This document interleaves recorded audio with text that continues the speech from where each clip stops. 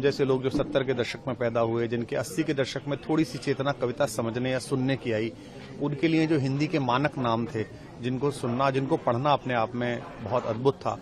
और हिंदी की कविता में या कला के क्षेत्र में साधक प्रवृत्ति जो लुप्त प्राय हो रही है, जहां एकांत में अपने कोने में सामाजिक ताने बाने से प्रचार पारंगमुख होकर लिखते पढ़ते रहना, अपनी बात कहते रहना और उसे जगत में छोड़ देना, बिना ये सोचे समझे कि इसे स्वीकृति मिलेगी नहीं मिलेगी, उस प्रक्रिया के आखिरी नामों में विनोद कुमार शुक्ल थे।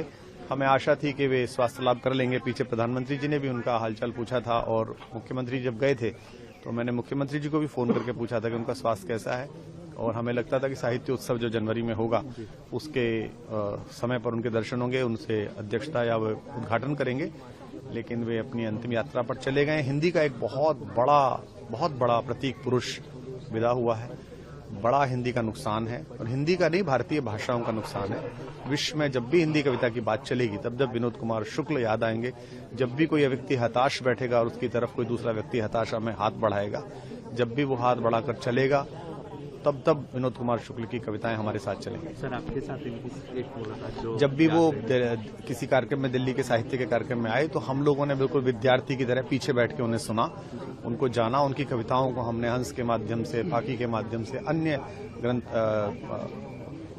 पत्रिकाओं के माध्यम से अनवरत पढ़ा। तो एक स्टार के साथ जो एक प्रशंसक का, फैन का संबंध होता है, मेरा संबंध केवल इतना रहा, कवि के रूप में नहीं। मेरा संबंध रहा कि एक पाठक जो एक अपने समय के कवि की आभा से चकाचौंध होता है, उसकी क्षमता से प्रभावित होता है। तो मेरा ऐसा ही संबंध रहा, इसलिए मेरे लिए तो एक निजी रूप से भी नुकसान का समय है।